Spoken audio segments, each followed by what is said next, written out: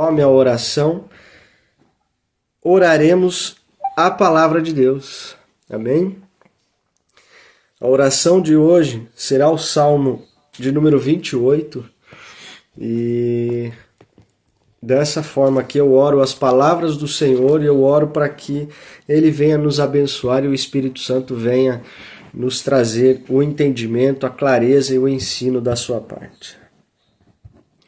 Salmo 28 vai nos dizer assim: A ti eu clamo, Senhor, minha rocha. Não fiques indiferente para comigo. Se permaneceres calado, eu serei como os que descem a cova. Ouve as minhas súplicas quando clamo a ti por socorro, quando eu ergo as mãos para o teu lugar santíssimo. Não me des o castigo reservado para os ímpios e para os malfeitores, que falam como amigos com o próximo, mas abrigam maldade no coração. Retribui-lhes conforme os seus atos, conforme as suas más obras. Retribui-lhes o que as suas mãos têm feito e dá-lhes o que merecem. Visto que não consideram os feitos do Senhor, nem as obras das suas mãos, ele os arrasará e jamais os deixará reerguer-se. Bendito seja o Senhor, pois ouviu as minhas súplicas. O Senhor é a minha força e o meu escudo. Nele o meu coração confia e dele recebo ajuda.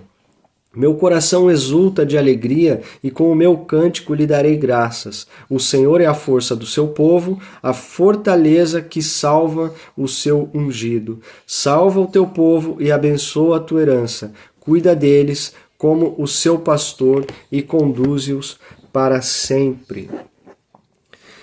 Senhor, diante da tua palavra, Deus, eu oro para que nesta aula, Pai, possamos ser abençoados, Pai, pelo Teu Espírito Santo, com todo o conhecimento, entendimento, Pai, e ensino da Tua parte, ó Deus amado. Em nome de Jesus, Pai, eu te peço que possamos aqui aprender mais de Ti para podermos colocar em prática, Pai, a Tua palavra, podermos aplicar em nossas vidas, Deus, e assim estar um pouco mais perto da Tua vontade para nós, ó Deus. Em nome de Jesus, eu te peço, Senhor, que todo o impedimento aqui, Pai, que toda a distração caia por terra, ó Deus, que nenhuma obra do inimigo venha se manifestar em nosso meio, Pai, para poder tirar a nossa atenção ou atrapalhar aquilo que o Senhor tem a nos dizer, ó Deus. Em nome de Jesus, Pai, toca nos corações aqui, Senhor amado, para que eles possam estar sensíveis à Tua voz, ó Deus. Toca também aqueles que não poderão estar presentes, Pai, mas que de qualquer maneira, Senhor amado, que aprover ao Senhor, o Teu amor possa ser sentido, Pai, a Tua misericórdia possa alcançar a cada lar aqui, Deus, em nome de Jesus. Pois sabemos que não é através somente de uma reunião por semana, mas são todos os dias da nossa vida que o Senhor está presente, nos observando, nos guardando, Senhor, e nos ensinando. Então assim eu te peço, Pai amado, sê com cada um de nós aqui neste momento, Pai. Para a honra e glória do Teu nome é que eu oro, em nome de Jesus. Amém e amém.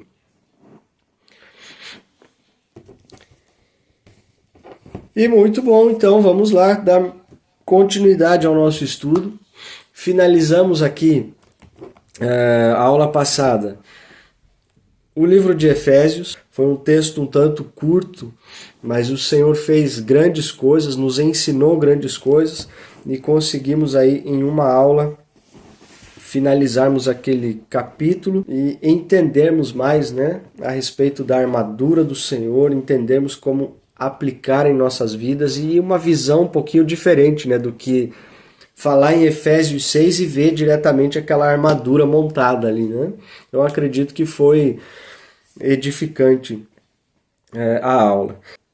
Então aqui, lendo e relendo 4, 5 vezes a mesma coisa, o mesmo texto, eu tive o entendimento da parte do Senhor e vamos voltar para o livro de 2 Coríntios. E aqui vamos voltar então para 2 Coríntios. 2 Coríntios capítulo 1 e talvez hoje seja um pouquinho diferente a aula, tá? Vamos ver o que o Senhor nos reserva também, mas aqui nos bastidores eu estava lendo, relendo e estava com a Dani ao meu lado aqui. Então, muito provavelmente, eu sei que muitos esperam também, né? muito provavelmente ela faça algumas intervenções aqui no meio do texto, tá? Então, eu sei que ela já está aí um pouquinho preparada, a gente leu junto e tem alguns assuntos aqui que ela entendeu e interpretou até melhor do que eu o texto, então muito provavelmente hoje ela participará com a gente também, né? Os dias dela ficar ali atrás da câmera, quietinha ali, vão chegando ao fim e ela vai participar e poder nos edificar aqui com o seu conhecimento também, amém? Sei que tinha bastante gente também esperando esse momento, né? Vamos lá. 2 Coríntios capítulo 1. Desculpa a voz hoje, tá, pessoal? Eu sei, mas hoje a gripe verdadeiramente pegou aqui, então eu tô meio rouco. Mas vamos lá, vamos conseguir. 2 Coríntios capítulo 1, verso 1 vai dizer assim: Paulo, apóstolo de Cristo Jesus pela vontade de Deus, e o irmão Timóteo, à igreja de Deus que está em Corinto, com todos os santos de toda a Acaia. A vocês graça e paz da parte de Deus nosso Pai e do Senhor Jesus Cristo. Bendito seja o Deus Pai e nosso Senhor Jesus Cristo, Pai das misericórdias e Deus de toda consolação, que nos consola em todas as tribulações, para que, com a consolação que recebemos de Deus, possamos consolar os que estão passando por tribulações. Pois assim como os sofrimentos de Cristo transbordam sobre nós, também por meio de Cristo transborda a nossa consolação. Se somos atribulados, é para consolação e salvação de vocês. Se somos consolados, é para consolação de vocês, a qual lhes dá paciência para suportarem os mesmos sofrimentos que nós estamos padecendo. Só até aqui para o contexto não ficar enorme. E que a gente possa entender tudo o que o texto está nos dizendo aqui. Sabemos que Paulo não escreveu muitas das suas cartas em condições muito confortáveis, né? Sabemos que ele, escrevendo e corrigindo, exortando e ensinando muitas igrejas, ele escreveu isso em situações que talvez muitos de nós já teríamos desistido, né? Mesmo sem chegar perto das situações que ele passou. E ainda assim, passando por tais situações, ainda assim se submetendo a tais situações, por amor a Cristo, que fique bem claro, né? Tudo aqui o que ele fazia era por amor a Cristo, então ele não se envergonhava e não se deixava intimidar também pelas perseguições, sofrimentos e ataques. Então, sabemos que a maioria das situações que ele passou não eram confortáveis. E ainda assim, ele encorajava, ele corrigia, ele ensinava e não se deixava abater pelas circunstâncias o qual ele atravessava. E aqui a gente não faz muita atenção quando lemos em outras ocasiões, mas na aula aqui calha muito bem de podermos pegar o texto e entender a situação em que ele estava falando, para quem ele estava falando e o que a gente pode tirar de lição disso, né? A respeito das suas tribulações e as consolações que recebeu, que ele recebe, ele e os que andavam com ele recebem de Deus, né? E ele diz que ele recebe isso para que ele possa transmitir para aqueles a quem ele está ensinando, para aqueles a quem ele está corrigindo também, né? Então notem que ele não vai falar de nada ao qual ele já não tenha vivido. Seja pelas tribulações as quais ele passou, ou seja pela consolação que ele teve da parte de Deus pelas tribulações que estava passando. Então ele transmite a mensagem, ele transmite o encorajamento ou mesmo a correção para o seu povo de tudo aquilo que ele já teve a experiência, de tudo aquilo que ele já viveu também. É algo que eu costumo falar para aqueles que eu me aproximo em determinados assuntos, quando me cabe falar, que eu só posso falar, ensinar, corrigir, exortar ou mesmo consolar naquilo onde eu já conheço, naquilo onde eu já passei, onde eu já vivi, né?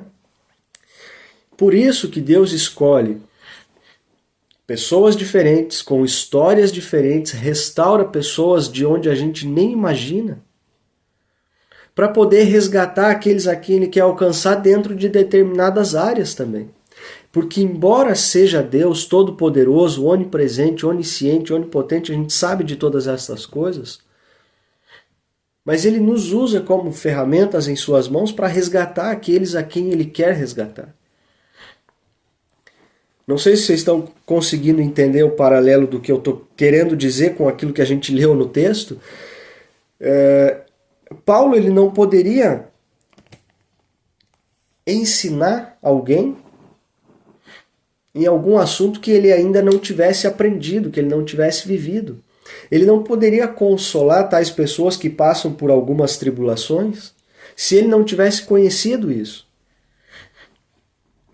Assim como eu não posso chegar aqui diante de vocês hoje no grupo, ou aqueles que me rodeiam aqui mais perto, né, mais presencialmente, em determinados assuntos, em determinadas áreas da vida, eu não vou poder agir com tanta eficácia se eu não tiver vivido isso. Por exemplo, hoje eu sei ensinar a palavra de Deus, falar a respeito de Jesus e tudo, mas eu não sei, por exemplo, qual a dificuldade que passa, que vive um viciado em drogas, por exemplo. Eu não tenho tal autoridade para ir falar na vida dessa pessoa, falar com essa pessoa e resgatá-lo de algo que eu não sei como é, que eu não sei como ela está vivendo, como ela enfrenta isso. Porque não foi algo que eu vivi, não foi uma experiência que eu tive, não foi um lugar de onde eu fui resgatado. Quer dizer, se eu não ponho o dedo na tomada e a tomada vai me dar um choque, eu não posso dizer para alguém qual é o tamanho da dor que ela vai sentir se ela fizer isso. Não sei se vocês conseguem acompanhar o que eu estou dizendo, mas é isso que o texto está nos trazendo aqui como ensino. Verso 5, por exemplo, que a gente leu. Pois assim como os sofrimentos de Cristo transbordam sobre nós, também por meio de Cristo transborda a nossa consolação. Verso 6. Se somos atribulados, é para a consolação e salvação de vocês. Se somos consolados, é para a consolação de vocês, a qual lhes dá paciência para suportarem os mesmos sofrimentos que estamos padecendo. Quer dizer, se eu estou vivendo tal coisa, eu sei que isso vai impactar na vida do meu próximo depois, porque eu vou poder agir na vida desta pessoa com total autoridade, aquela que o Senhor me permitiu viver e passar. Talvez hoje seja difícil atravessar determinadas situações para algumas pessoas, mas precisamos ter a plena consciência de que nada sai do controle do Senhor. Se Ele nos permite, temos que crer na sua palavra, que nos diz que Ele não vai nos dar um fardo mais pesado do que o que possamos suportar, mas também viver na esperança de que, assim que atravessarmos isso, poderemos utilizar essa experiência para tirar outras pessoas do mesmo lugar. É mais ou menos isso que o texto está nos dizendo. Olha, se vocês estão passando por tais coisas, saibam que eu também passei e estou dizendo para vocês aqui, como consolação do Senhor, que isso passa, o Senhor é fiel e justo para nos permitir passar pela tribulação e também nos fazer sair dessa tribulação. Porque é a sua mão que vai nos sustentar. Assim a gente leu em Salmos aqui agora. Né? Assim, fizemos desta aula também a oração do início. Verso 7, para continuar. E a nossa esperança em relação a vocês está firme, porque sabemos que da mesma forma como vocês participaram dos nossos sofrimentos, participam também da nossa consolação. Então, quer dizer, Paulo está convicto de que, sabendo que a igreja participou do sofrimento, né, ou está participando do sofrimento dele, mas vai também participar da consolação de Deus. O verso 8 é ainda um pouco mais claro, assim, né? Irmãos, não queremos que vocês desconheçam as tribulações que sofremos na província da Ásia, as quais foram muito além da nossa capacidade de suportar, ao ponto de perdermos a esperança na própria vida. Então quer dizer assim, Paulo ele passa pelas situações, mas ele não esconde. Aqui tem dois extremos, né? Entendendo o contexto geral aqui, ele passa pelas situações, mas ele não esconde o sofrimento que é estar com Cristo e proclamar o seu evangelho e defender esta mensagem. Só que ele também não se apoia neste sofrimento para dizer que ele é melhor, que ele suporta, que isso, que aquilo. Não, ele traz a realidade, ele traz a verdade do ensino, também as consequências de defender tal evangelho. Só que em todo tempo, a gente vai ver aqui nos próximos versos, eu não quero atravessar o comentário aqui antes da hora, mas em todo tempo a gente vai ver em quem ele confia, a quem ele dá graça. E como ele entende tal sofrimento. Né? Verso 8, de novo, eu vou ler aqui, depois eu vou até o final do verso 11 para a gente entender o contexto. Irmãos, não queremos que vocês desconheçam as tribulações que sofremos na província da Ásia, as quais foram muito além da nossa capacidade de suportar, ao ponto de perdermos a esperança da própria vida. De fato, já tínhamos sobre nós a sentença de morte, para que não confiássemos em nós mesmos, mas em Deus, que ressuscita os mortos. Ele nos livrou e continuará nos livrando de tal perigo de morte. Nele temos colocado a nossa esperança de que continuará a livrar-nos. Enquanto vocês nos ajudam com as suas orações, assim muitos darão graças por nossa causa, pelo favor a nós concedido em resposta às orações de muitos. Então quer dizer, ele sabe o caminho que ele está trilhando, ele sabe que sobre ele, trilhando este caminho, defendendo a mensagem do Evangelho, já está decretada uma sentença de morte. Mas ainda assim, com tais tribulações e com tal sentença que já foi decretado sobre ele, a esperança dele, mesmo que as tribulações tirem essa esperança de vida, a esperança não está nele, não está no seu conhecimento ou na sua coragem e ousadia. Por isso que o texto nos diz aqui que, verso 9, né? De fato já tínhamos sobre nós a sentença de morte para que não confiássemos em nós mesmos. Então, desde o início da sua missão, e aqui ele deixa mais explícito isso aqui para nós, Paulo ele escreve que desde o início da sua missão ele sabia que a confiança não estava nele, no seu conhecimento. E olha que estudioso como era, um mestre da lei como era, que manejava bem a palavra, conhecia a lei dos judeus. Ele em nenhum momento se apoiou em o que quer que seja para ele poder dar continuidade no seu ministério, para ele poder levar adiante os seus ensinos ou querer convencer alguém de alguma coisa. Ele tinha plena consciência de que a sentença de morte já estava sobre ele, ao ponto de que as tribulações que ele sofreu viessem a confirmar isso, perdendo a esperança na própria vida. Mas em todo o tempo ele faz menção e confiança ao Deus que ressuscita os mortos. E quando a gente fala na nossa limitação humana aqui, né? Poxa, eu tô desacreditado da vida, eu tô sem força para continuar, a gente tende, né, a olhar para um lado depressivo do quadro e dizer assim, poxa, né, eu não tenho mais, não creio mais, eu não tenho mais fé, eu estou fraco, eu estou isso e aquilo.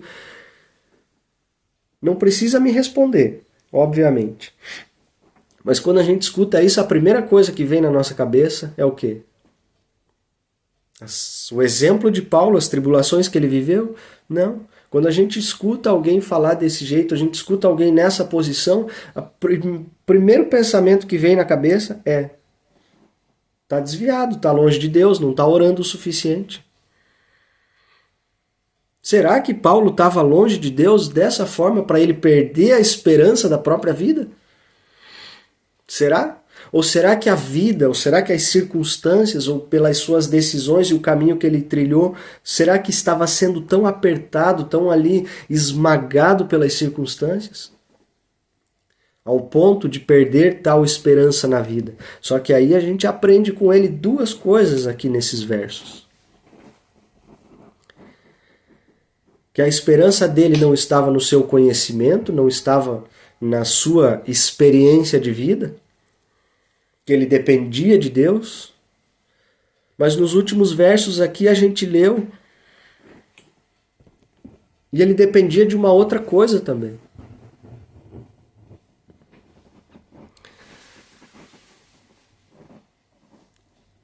Verso 11. Enquanto vocês nos ajudam com as suas orações, assim muitos darão graças por nossa causa, pelo favor a nós concedido em resposta às orações de muitos. Opa, Paulo estava passando por um momento difícil, complicado, mas a sua esperança estava no Senhor, como sempre, mas ele contava com a oração de alguém por ele também. Então, quer dizer, esse cara que a gente admira tanto, que escreveu boa parte do Novo Testamento, que ensinou, que corrigiu, que teve uma experiência com Deus, esse cara precisava que alguém orasse por ele também. Quem sou eu e quem somos nós aqui para dizer assim, não? Eu posso, eu garanto, eu oro o suficiente. Vocês podem orar cada um por vocês aí e para mim não precisa. De maneira alguma. É por isso que somos chamados corpo de Cristo. Por esta forma que devemos interceder uns pelos outros. Amém? Já fui bem longe aqui, estou em 11 versos e não falei, e não compartilhei um pouco a palavra aqui. Dani, se você quer acrescentar algo ou não, ou passamos para o verso 12? Depois? Maravilha. Ficou claro o primeiro contexto aqui? 11 versos, aí deu para a gente absorver algo, né? Vamos passar para o 12 então. Este é o nosso orgulho. A nossa consciência dá testemunho de que nos temos conduzido no mundo, especialmente em nosso relacionamento com vocês, com santidade e sinceridade proveniente de Deus. Não de acordo com a sabedoria do mundo, mas de acordo com a graça de Deus. Pois nada lhes escrevemos que vocês não sejam capazes de ler ou entender.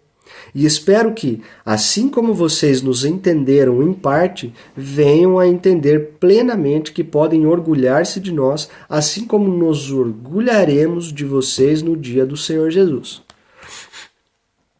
Confiando nisso e para que vocês fossem duplamente beneficiados, eu planejava primeiro visitá-los em minha ida à Macedônia e voltar a vocês vindo de lá, para que me ajudassem em minha viagem para a Judéia. Quando planejei isso, será que o fiz levianamente? Ou será que faço meus planos de modo mundano, dizendo ao mesmo tempo sim e não? Todavia, como Deus é fiel, nossa mensagem a vocês não é sim e não, pois o Filho de Deus, Jesus Cristo, pregado entre vocês por mim e também por Silvano e Timóteo, não foi sim e não, mas nele sempre houve sim. Pois quantas forem as promessas feitas por Deus, tantas tem em Cristo o sim. Por isso, por meio dele, o amém é pronunciado por nós para a glória de Deus. Ora, é Deus que faz o que nós e vocês permaneçamos firmes em Cristo. Ele nos ungiu, nos selou como sua propriedade e pôs o seu Espírito em nossos corações como garantia do que está por vir. Invoco a Deus como testemunha de que foi a fim de poupá-los que não voltei a Corinto. Não que tenhamos domínio sobre a sua fé, mas cooperamos com vocês para que tenham alegria, pois é pela fé que vocês permanecem firmes. Aqui é uma particularidade do texto onde Paulo está escrevendo diretamente aos coríntios a respeito da sua viagem e como ele planeja, né, as coisas. Como ele planejava fazer a viagem, visitar a um, visitar a outro e tudo. E é interessante porque ele cita aqui, né? Será que quando eu planejei fazer isso, será que quando eu quis fazer tal viagem ou não, será que eu fiz isso de forma mundana, leviana, levei de qualquer jeito, né? E isso me lembra muito a maneira com que eu tenho tentado fazer, conduzir os estudos aqui. Será que eu tenho lido um texto ou outro, ou encaixado uma coisa na outra por benefício próprio, por problemas generalizados no grupo, por assuntos específicos? Ou será que eu trato mesmo com essa indiferença, né, por benefício próprio? Ou será que é o Senhor que nos guia, que nos orienta e tudo? E eu acredito que assim como Paulo planejava as suas viagens, não era por conveniência, mas de acordo com aquilo que o Espírito o enviava a fazer, ou a corrigir, ou a escrever, ou a exortar a cada um dos que ele fazia. Então, devemos estar aqui sempre sensíveis e sempre disponíveis à voz do Senhor, e mesmo que aquilo não faça sentido para nós, mesmo que aquilo no momento possa parecer estranho, mas a partir do momento que estamos sensíveis ao coração de Deus, que estamos sensíveis à sua voz, vai fazer sentido para aquele que está recebendo tal mensagem. Eu acredito que era nesse caminho onde Paulo trilhava, e é isso que tentamos fazer aqui até hoje, reproduzindo os seus estudos, reproduzindo as suas cartas e, sobretudo, o exemplo de Jesus. Tenho falado muito a respeito de Paulo, é claro, porque as cartas as quais estamos falando são cartas escritas por ele, mas, sobretudo, que o exemplo venha de cima, que seja de Jesus, dos ensinos dele, e é dessa forma que tentamos também reproduzir e organizar aquilo que temos feito aqui, para a edificação de um corpo e a glória de Deus. Amém? Acredito que para esse finalzinho aqui de capítulo 1, como a gente entendeu junto e conversou aqui, eu sei que talvez a Dani tenha algo agora a acrescentar antes que a gente passe para o capítulo 2. Ali é um capítulo curto para que a gente possa finalizar o 1 e o 2 hoje. Amém. Bom, olhando aqui, né, dentro desse contexto, a minha Bíblia aqui, ela divide, né, em 2 títulos aqui, o início de cada trecho aqui da palavra, e fala assim, a sinceridade de Paulo, e em seguida fala que Paulo explica, né, a sua demora em ir a Corinto. E tem outras traduções que fala a mudança de planos de Paulo, né? E aqui eu acredito assim, irmãos, que quando a gente olha, né, para o apóstolo Paulo, a gente percebe assim 2 pontos que eu acredito assim que são 2 pontos chaves para a nossa vida em reproduzir realmente aquilo que Paulo fazia. Então a gente pode perceber assim no apóstolo Paulo que ele era um homem que ele tinha muito temor a Deus e muito zelo, né?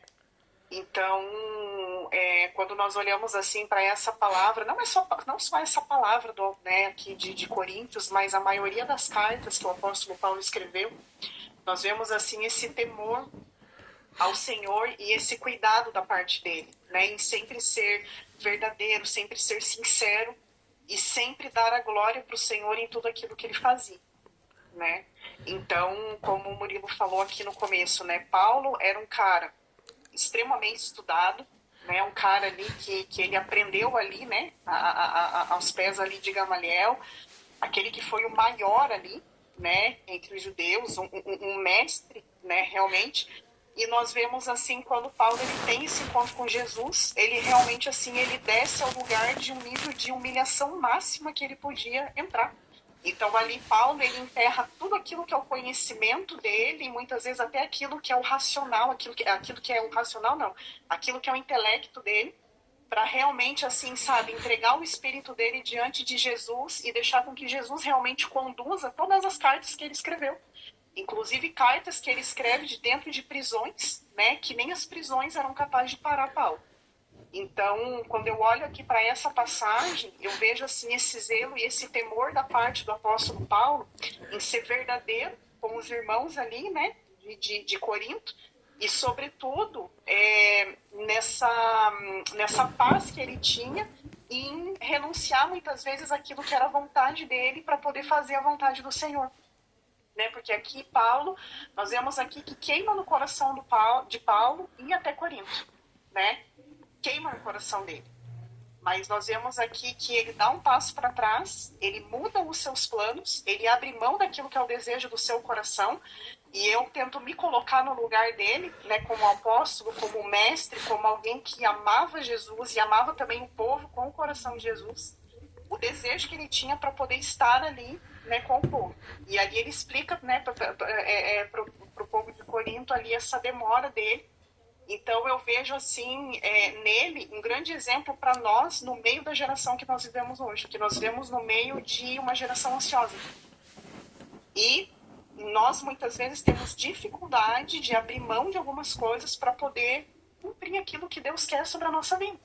Então muitas vezes nós somos o quê? Imediatistas. E nós olhamos para o apóstolo Paulo e nós vemos que esse apóstolo nos ensina assim um grande exemplo de um homem que não era imediatista. Então ele buscava por sabedoria, por discernimento, ele tinha prudência antes de fazer qualquer coisa. Né? Então nós vemos em outras passagens até ele desviando ali alguns caminhos que o Espírito Santo conduzia ele com que ele não passasse. Né? No decorrer das cartas, quando a gente vai ler, a gente vai testificar a respeito disso, que haviam lugares que ele queria passar e o Espírito Santo diz a ele não vá, e ele então passa direto daquele caminho e ali ele então não compartilha da palavra do Senhor. Então eu acredito assim que essa passagem aqui, né, nos ensina realmente aquilo que nós precisamos aprender a descansar no Senhor realmente, a ter temor, a ter o zelo e realmente ter essa prudência, sabe? De colocar diante do Senhor e saber com o Senhor, Pai, qual é a tua vontade? Qual é o momento que eu tenho que entrar em cena? Qual é o momento que eu tenho que realmente fazer, sabe? Qual é o momento que eu tenho que falar? Qual é o momento que eu tenho que agir? Qual é o momento que eu tenho que reagir? Entende? Então,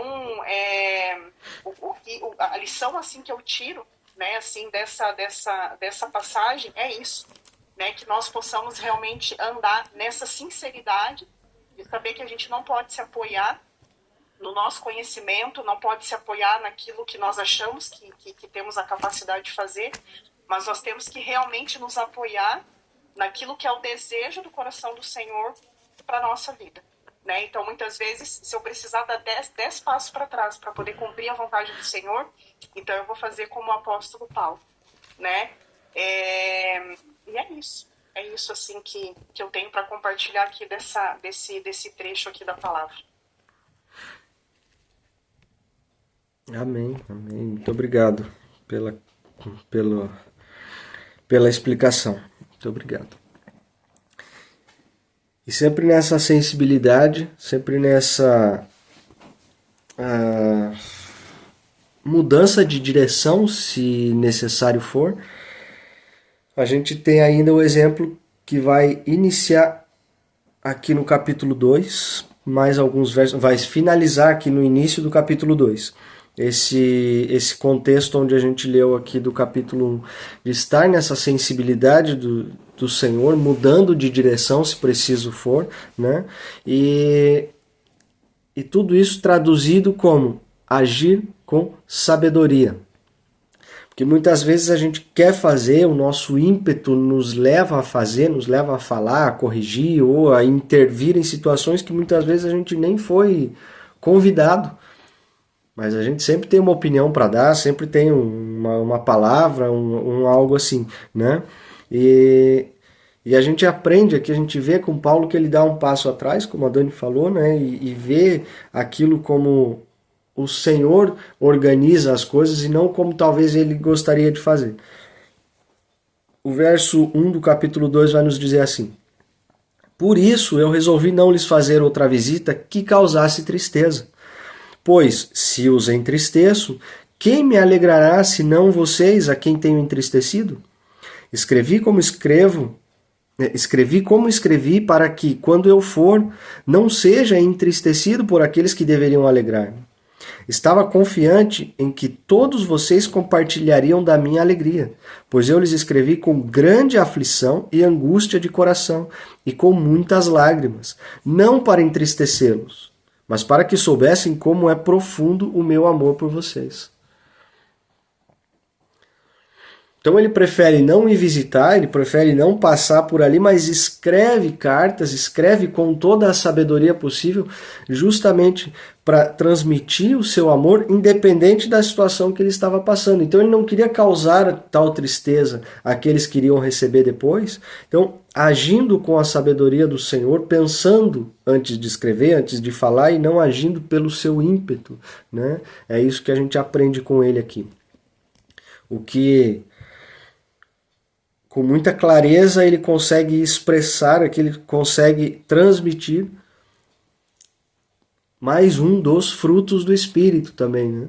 Com total domínio próprio, ele fala da maneira que deve falar, corrigindo aqueles que tem que corrigir, consolando aqueles que tem que consolar, mas sem o ímpeto humano, que talvez seria de escreveu uma carta não muito simpática pela situação onde ele estava passando e sabendo que ele ainda ia ter que confortar ou consolar alguém em situação muito melhor da que ele estava, né?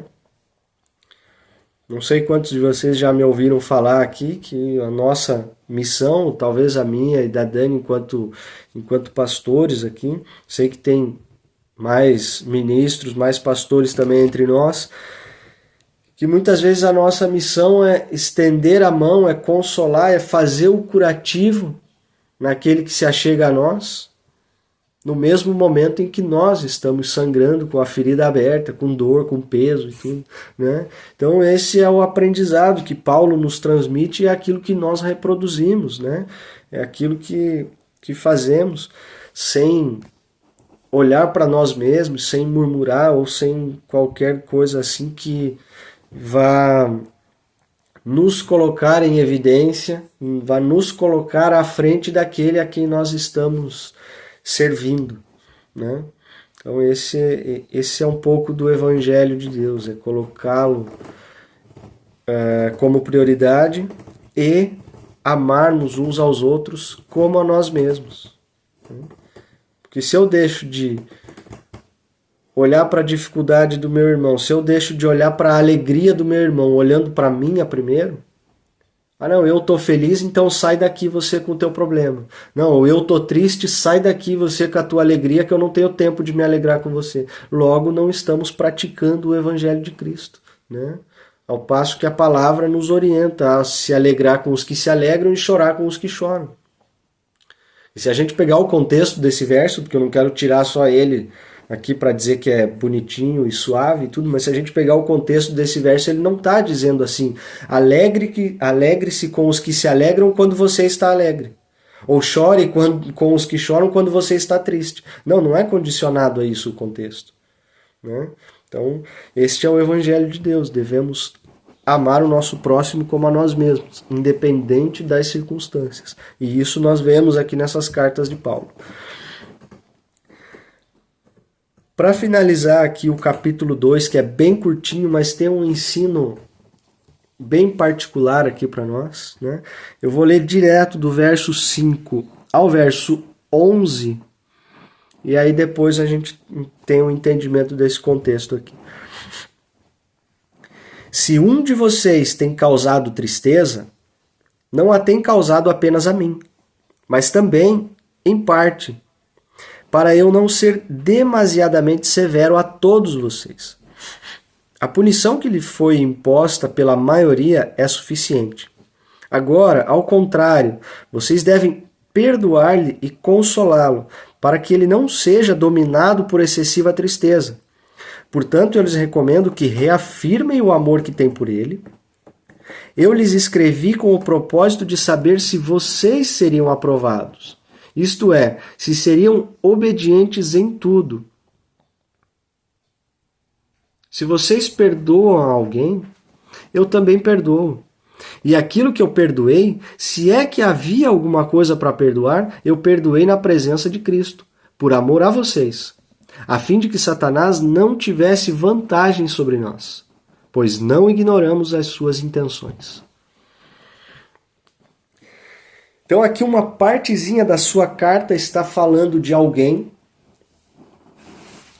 que pecou contra o corpo de Deus, pecou contra a igreja, né? Se um de vocês tem causado tristeza, não a tem causado apenas a mim. Então aqui, talvez no primeiro verso isso não tenha ficado bem claro, mas o contexto nos diz isso, que ele está se referindo a uma pessoa que pecou contra o Senhor, pecou contra a igreja de Cristo, e Paulo está trazendo essa correção. Só que notem aqui que a correção não é para aquele que cometeu o erro. Aquele que cometeu o erro, ele já foi punido. No verso 6 vai nos dizer isso aqui. A punição que lhe foi imposta pela maioria é suficiente. Quer dizer, o caso desse que errou e que entristeceu o corpo de Cristo está resolvido. Ele foi para o cantinho do pensamento, como a gente fala, né? Ele foi ali para o seu lado de correção. Ele não está especificando aqui o pecado, a correção, enfim. Mas notem que a correção e a direção de Paulo é justamente para o restante do corpo da igreja.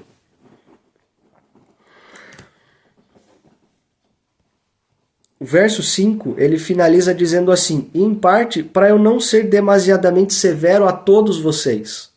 Quer dizer, a correção veio para aquele que causou a tristeza para o corpo da igreja, mas Paulo não está escrevendo para corrigir todo mundo pelo erro de um. A punição que lhe foi imposta pela maioria já é suficiente, verso 6. Quer dizer, já foi corrigido, já está ali resolvido isso, né? Só que a partir do verso 7, o que Paulo nos ensina é como nós, como corpo de Cristo, deveríamos reagir com aqueles que causam o erro, com aqueles que entristecem o coração do Senhor, com aqueles que pecam, propriamente dito. Pecadores todos somos, eu sei, mas existem coisas que ferem um corpo diretamente, né?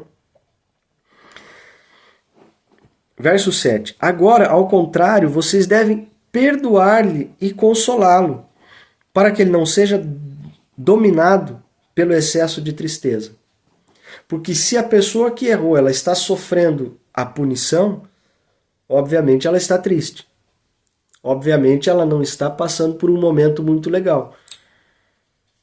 Quem é aquele que quando recebe uma correção, recebe uma bronca do pai, da mãe e tudo, fica ali pulando de alegria e só sorrisinhos? Não, o momento de correção é um momento duro, é um momento de reflexão, é um momento que normalmente tendemos a estar mais tristes. Poxa, pisei na bola, fiz errado e tudo.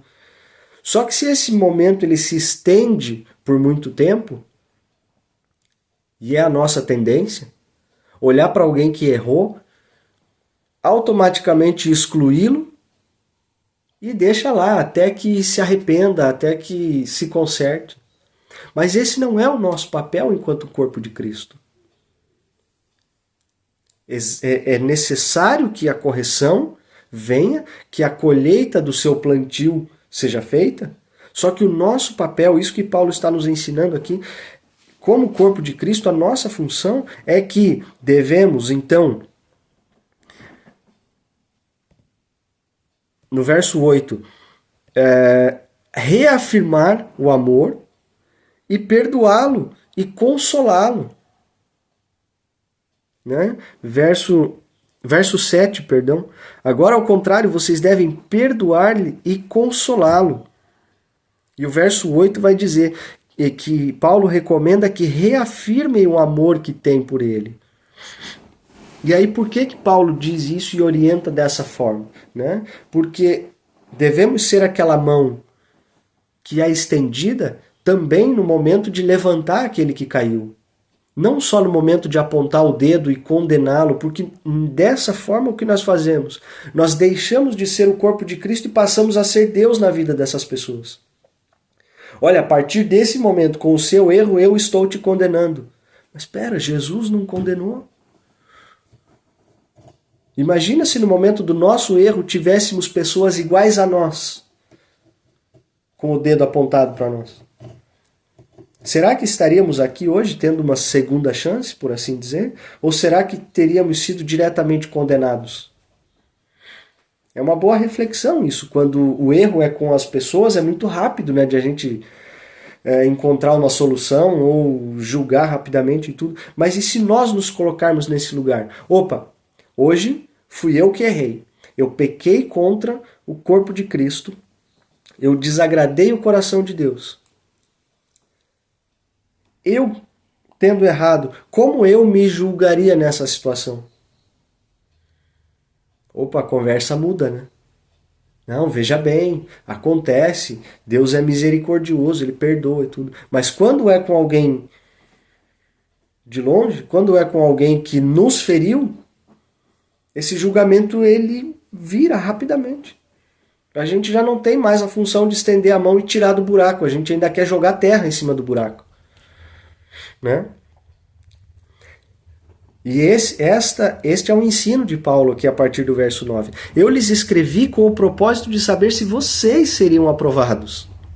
Eu não estou escrevendo aqui para corrigir aquele que entristeceu o corpo ou entristeceu a Deus. Eu estou escrevendo para saber se vocês vão ser aprovados. Se vocês vão ser capazes de perdoar, de consolar e de reafirmar o amor que tem por este que causou a tristeza no corpo de Cristo. Este é o propósito desta partezinha da carta. E aí aqui ele continua, né, dizendo assim, se vocês perdoaram, vocês que estão aí do lado, vendo o que aconteceu, sofrendo a consequência do erro, sendo entristecidos pelo erro, se vocês perdoaram, opa, então eu também perdoo. Eu estou de longe, eu não posso nem sequer opinar, é mais ou menos isso que ele está dizendo aqui na carta. Mas vocês sendo obedientes e perdoaram, eu também perdoo. Se é que havia alguma coisa para perdoar. Porque Paulo também não podia ter certeza disso, visto que ele não estava no local. Quando a gente não está presente, né, quando a gente ouve falar de alguma coisa, de alguma situação, eu costumo dizer que a cada situação que acontece, existem 3 verdades envolvidas, né? Poxa, Murilo, do que você está falando? A verdade é uma só, é mesmo? Me ajudem aqui. A cada situação que acontece, existem 3 verdades envolvidas. A primeira é aquela que você conta. Você que participou da situação, você vai contar isso para alguém, você vai contar segundo a sua ótica. A segunda é sobre a outra pessoa envolvida na situação. Ela vai contar sobre a ótica dela. As duas não estavam vendo a situação pelo mesmo lado. E a terceira verdade é aquela que realmente aconteceu. Eu posso contar uma situação que eu vivi, talvez não vai ser a mesma percepção de que alguém que estava comigo viveu também. Quer dizer que é mentira? Nem sempre. Nem sempre. Podemos falar a verdade, mas as percepções, a maneira de olhar uma situação, ela pode mudar. Ela pode recontar uma outra história. E isso é muito perigoso. Notem que eu não estou nem falando da maldade do coração de criar uma mentira. É simplesmente a maneira com que estamos vivendo a situação. Então, para que a gente possa afirmar uma situação, para que eu possa dizer, eu ouvi falar tal coisa e isso é assim. Não, eu não sei se é assim. Porque a gente não estava presente. E assim foi com Paulo. Olha, alguém entristeceu o corpo de Cristo. Se vocês que estão aí estão falando isso e perdoaram, eu não tenho nada a dizer, eu perdoo também, se é que tinha alguma coisa para perdoar, porque eu estou ouvindo o que vocês estão me dizendo. E agora? O que vocês estão me contando é realmente o que se passou?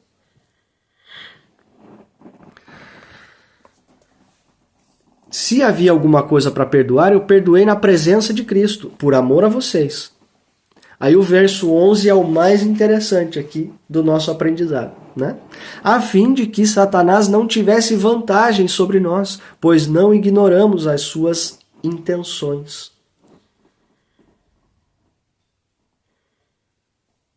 Ah, eu não tenho como perdoar tal coisa, é muito ofensivo para mim aquilo.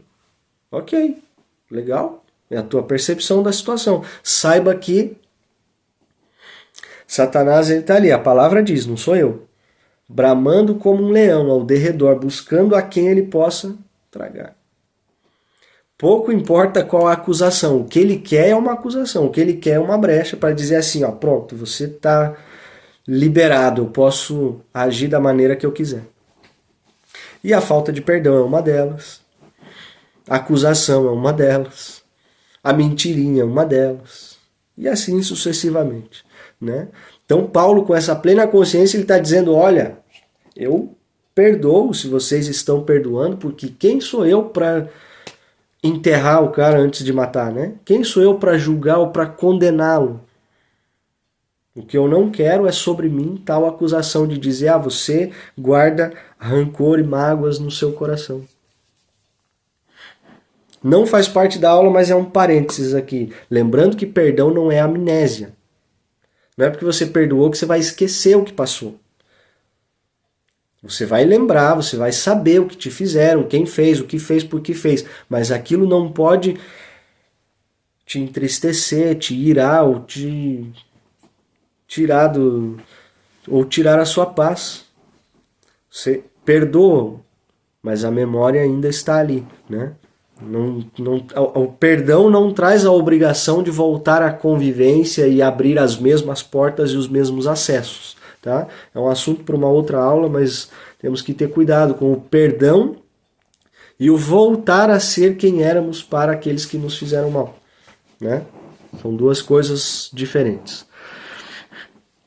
Verso 12, para finalizar o capítulo aqui. Antes disso, Dani, tem alguma coisa aí?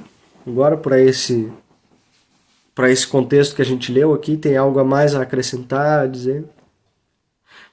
Não, só essa parte do perdão que você falou, mas assim, literalmente isso é uma aula. É uma aula, foi só um parênteses, mas é uma aula. E eu sei que isso pega aí a todos nós, né? Então eu não vou nem entrar nessa questão, senão que isso daí literalmente é para montar uma aula inteira só sobre isso. Exato. E é necessário. Mas não fica dentro, acredito, daqui, né? Sim, mas é um assunto para a gente anotar aí e trazer uma aula específica, né? Porque embora tenhamos lido a palavra e textos e contextos e tudo, mas tem assuntos muito particulares aí, como falamos nas aulas anteriores, né? Casamento, família, filhos, onde lemos lá em Efésios, e agora a questão do perdão, são assuntos que a gente não vai conseguir pegar um livro e falar só sobre isso. Então a gente tem que pegar o assunto e trazer as referências, os contextos e tudo, mas montar uma aula a esse respeito. Bem observado. E eu sei que a Juju está com o caderninho ali anotando, então aguardem que talvez as próximas aulas poderemos sim ter assuntos específicos aí, como aprouver ao Senhor. Né? Então vamos finalizar o capítulo 2 aqui a partir do verso 12. Quando cheguei a Troade para pregar o Evangelho de Cristo, eu vi que o Senhor me havia aberto uma porta. Ainda assim não tive sossego em meu espírito, porque não encontrei ali meu irmão Tito. Por isso despedi-me deles e fui para Macedônia. Mas graças a Deus que sempre nos conduz vitoriosamente em Cristo e por nosso intermédio exala em todo lugar a fragrância do seu conhecimento, porque para Deus somos o aroma de Cristo entre os que estão sendo salvos e os que estão perecendo. Para estes somos cheiro de morte, para aqueles fragrância de vida. Mas quem está capacitado para tanto? Ao contrário de muitos, não negociamos a palavra de Deus visando lucro. Antes, em Cristo, falamos diante de Deus com sinceridade, como homens enviados por Deus. Então aqui mais uma vez Paulo reafirma, né, o seu propósito, reafirma que não negocia os seus valores, os seus princípios, mas ainda assim, com toda essa verdade e sinceridade de coração, o texto nos diz aqui, né, que para uns isto é a fragrância de Cristo e para outros é cheiro de morte. Né? E curioso que esse texto aqui, até a Dani comentou que ela usou essa semana essa referência, né, numa outra ocasião, mas ela usou a mesma referência. E hoje, antes de começar a aula aqui, eu estava com alguém na rua e nós falávamos a respeito também, não da mesma passagem, mas fazendo alusão a sermos, a exalarmos o perfume de Cristo, sermos aquele testemunho vivo. E muitas vezes, por onde vamos passar, não vamos precisar anunciar quem somos e o que fazemos, mas isso vai ser notório nas nossas ações. Só que assim como alguns vão notar Cristo nas nossas ações, os outros vão veementemente recusar isso, virar as costas e não vão querer ouvir, não vão aceitar de forma alguma aquilo que temos a dizer. E aí eu fui lembrado essa tarde por essa pessoa com quem eu estava, que é como Jesus orientou, né? Quando ele enviou os 12, que na cidade onde chegassem para pregar o evangelho, aqueles que aceitassem, muito bem. Aos que não aceitassem, bata o pó das suas sandálias e bata em retirada. E muitas vezes nós temos a tendência de fazer justamente o contrário, né? A gente fala, aquele que aceita a gente fica contente, e aquele que recusa a gente tenta convencer por A mais B que o que a gente está falando é a maior verdade do mundo. Coisa que Jesus não fez, que os discípulos não fizeram, que Paulo não faz, mas nós insistimos em fazer, porque a gente não quer pregar a palavra de Deus, a gente quer convencer as pessoas de que nós estamos certos. Mas Deus não faz isso. Jesus não fez isso. Mas a gente quer fazer. Porque neste momento, a nossa humildade ela fica lá embaixo do nosso pé, a gente não aceita com que este Jesus ao qual nós amamos e proclamamos, a gente não aceita que ele não seja aceito, e a gente quer convencer a todo mundo por A mais B de que tem que ser dessa forma. E embora a gente saiba que este é o único caminho para estar com o Pai, é o único caminho de esperança e de vida eterna, mas a palavra é muito clara em dizer que nem todos seremos salvos. Eu sei que às vezes parece meio radical e meio chocante falar dessa forma, né? Poxa, mas como assim não seremos e tudo? Mas sabemos que a vontade de Deus, descrita em 2 Pedro 3,9, é que todos se arrependam e que ninguém se perca. Essa é a vontade do Senhor. Só que o Senhor ele não impõe a sua vontade a todo mundo. Ele é gentil. E ele diz, eis que estou à porta e bato. Aquele que ouvir a minha voz e abrir a porta, eu entrarei e cearei com ele. E a gente faz o quê? Sai na rua para evangelizar ou fala com alguém em qualquer lugar. Você tem que aceitar. Como é que pode que você não aceite? Você sabe se a pessoa está ouvindo a batida na porta do seu coração e vai abrir a porta para Jesus? Nós somos somente um canal. A gente não é uma ferramenta que vai forçar algo. Somos ferramenta na mão do Senhor que vai se encaixar nas peças ao qual Ele quer fazer a manutenção. Existem peças, meus irmãos, onde nós como ferramentas não vamos nos encaixar e precisamos ter essa plena consciência e humildade de dizer assim, opa, se aqui o Senhor não quer, aqui eu não mexo. E está tudo bem. Porque a salvação ela é individual. Precisamos cuidar muito mais da nossa do que da dos outros.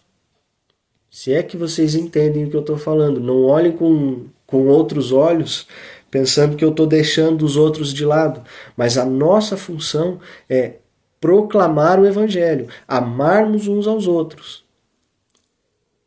Mas cuidar da nossa salvação, do nosso espírito, dia após dia. O que já é muito difícil, meus irmãos. E a gente bem sabe disso. Então, que tempo vou ter eu para querer cuidar da vida do meu irmão, do outro, do outro, do outro e do outro? Quanto mais tempo nós passamos nos preocupando com os erros dos outros, menos tempo temos de consertar os nossos. É importante que estejamos aqui, que estejamos em união, que nos fortaleçamos uns aos outros, que oremos uns pelos outros. Só que eu não posso passar a minha vida, eu não posso gastar todos os meus dias esquecendo-me de mim e do meu primeiro ministério, que é a minha casa, que o Senhor confiou a mim, porque fulano, ciclano, beltrano não dá ouvidos para o que eu falo. O nosso papel é pregar, em tempo e fora de tempo. Mas a manutenção da nossa salvação, ela é individual e não podemos negligenciar isso. E se aquele para quem você está falando, nem sei por que eu cheguei nesse assunto, mas é importante. Se aquele para quem você está falando, para aquele a quem você está pregando, ele ainda não ouviu, ele ainda não se convenceu, ele não chegou ao ponto de se dobrar ao Senhor, o convencimento virá através da tua oração e pelo Espírito Santo. Não é através da tua palavra, através do teu discurso, ou quantas horas você passa falando, ou ao telefone, ou por mensagem, ou o que quer que seja.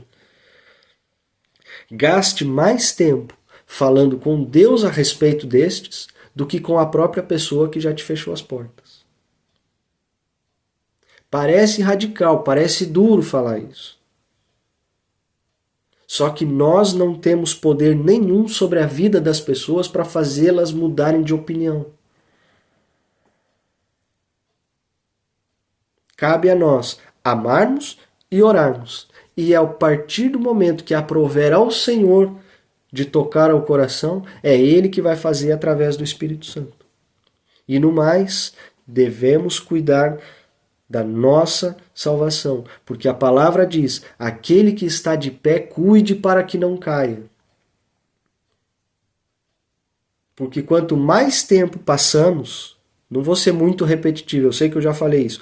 Quanto mais tempo passamos nos ocupando da vida destas pessoas e tentando convencê-las, menos tempo temos para nós e o inimigo também não descansa. Ele sabe muito bem aonde é o teu ponto fraco e aonde ele vai atacar para poder te derrubar enquanto você pensa estar de pé.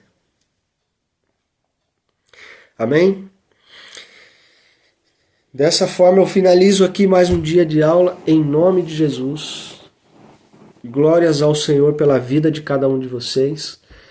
E como de costume, se esse texto, se essa passagem, se essa aula foi edificante na tua vida, este é o momento de você compartilhar, de você trazer a sua percepção também sobre o assunto e o momento de orarmos uns pelos outros. Amém? Sejam livres neste tempo, em nome de Jesus.